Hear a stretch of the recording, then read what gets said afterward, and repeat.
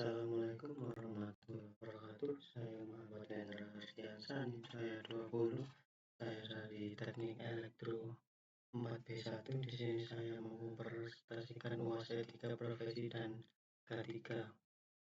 1. Jelaskan bagaimana prinsip-prinsip ergonomi dapat diterapkan dalam desain tempat kerja untuk meningkatkan kenyamanan dan produktivitas pekerja. 1. Penyesuaian alat dan perlengkapan kerja, pencahayaan yang memadai, pengaturan tata letak, postur kerja yang benar, serta istirahat yang teratur. Mendorong pekerja untuk mengambil istirahat secara teratur guna mengurangi kelebihan dan meningkatkan fokus. Yang kedua, sebutkan dan jelaskan beberapa contoh kasus di mana ergonomi yang buruk dapat menyebabkan cedera atau masalah kesehatan pada pekerja. Masalah pada punggung dan leher.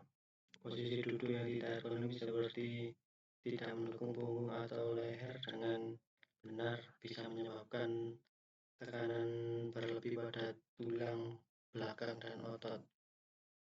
Cedera pada lengan dan bahu. Penggunaan mouse dan keyboard yang tidak ergonomis dapat menyebabkan postur tubuh dan bahu yang tidak alami, misalnya terlalu tinggi atau rendah.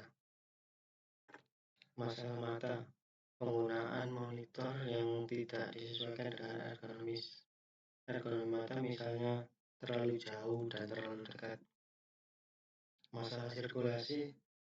Duduk terlalu lama dalam posisi yang tidak ergonomis dapat mempengaruhi sirkulasi darah, terutama pada kaki dan punggung bawah. Masalah psikologis lingkungan kerja yang tidak mendukung ergonomi dapat menyebabkan stres, kelelahan, dan mental atau bahkan depresi. Masalah postur tubuh, posisi duduk atau berdiri yang tidak ergonomi dapat mempengaruhi postur tubuh secara keseluruhan. Apa itu aborometri dan bagaimana cara kerjanya?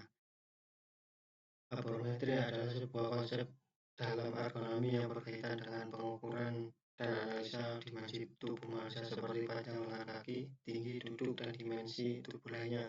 Tujuan utamanya adalah untuk mendesain dan menyesuaikan peralatan, tempat duduk, dan atau lingkungan kerja agar sesuai dengan karakteristik fisik individu. Cara kerja aborometri. Aborometri dimulai dengan pengumpulan data mengenai dimensi fisik tubuh manusia. Hal ini dapat dilakukan dengan mengatur panjang lengan, kaki, leher, dan tempat duduk. Analisis data yang terkumpul kemudian dianalisis dan untuk diinventarisasi pola atau didistribusi ukuran tubuh dalam populasi yang digunakan. Pengaplikasian dan desain ergonomi. Dan selanjutnya evaluasi ergonomis, dan yang terakhir pengurangan cedera dengan mengadaptasi peralatan dan lingkungan kerja sesuai dengan dimensi tubuh individu.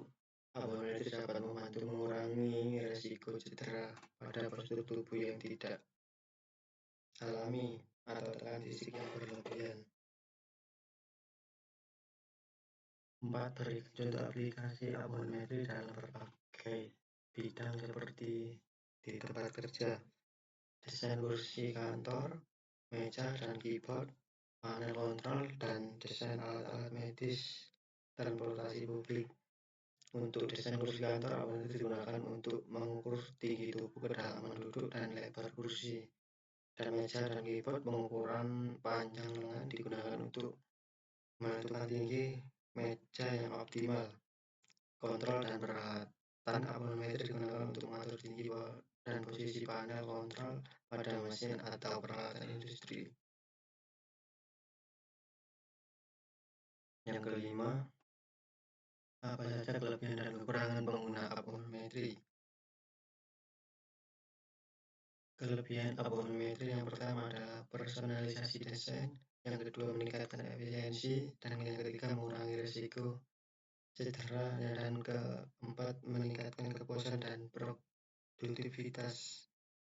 Dan untuk kekurangannya, aborometri memiliki biaya dan kompleksitas pengukuran, 2 perubahan dalam populasi, dan ketiga keterbatasan dalam penyesuaian penyesuaian, 4 kesulitan dan implementasi massal, dan yang kelima keterbatasan dalam lingkungan yang fleksibel. Jelaskan apa itu AMDAL dan apa tujuannya.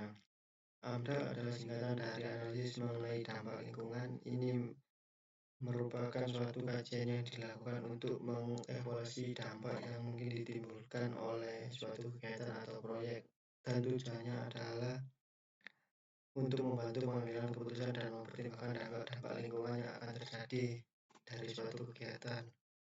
7. Sebutkan dan jelaskan tahap-tahapan dalam penyusunan AMDAL. Tahap-tahapan untuk penyusunan AMDAL yang pertama adalah penyusunan kerangka acuan, penyusunan dan pengajuan dokumen AMDAL, dan penilaian oleh Komisi AMDAL, dan yang terakhir pelaksanaan dan pemantauan. Tahapan apa saja faktor-faktor yang dipertimbangkan dalam penyusunan AMDAL.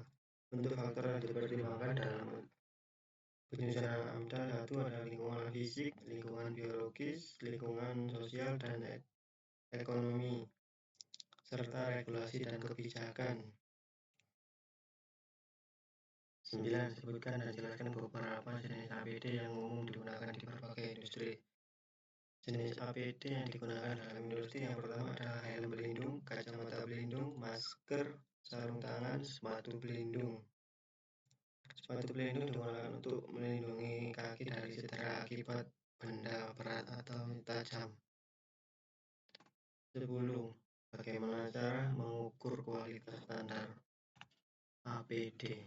Untuk mengukur kualitas standar APD yang pertama adalah sertifikasi, memastikan bahwa APD sertifikasi dari lembaga standar yang diakui oleh nasional. Dan yang kedua, inspeksi rutin, melakukan pemeriksaan rutin terhadap kondisi APD untuk memastikan tidak ada kerusakan. Dan yang ketiga, umpan balik pengguna, mengumpulkan dan menganalisis umpan balik dari pengguna APD yang mengidentifikasi masalah dan kebutuhan peningkatan. Sekian dari saya, kurang lebihnya saya mohon maaf. Saya akhiri. Wassalamualaikum warahmatullahi wabarakatuh.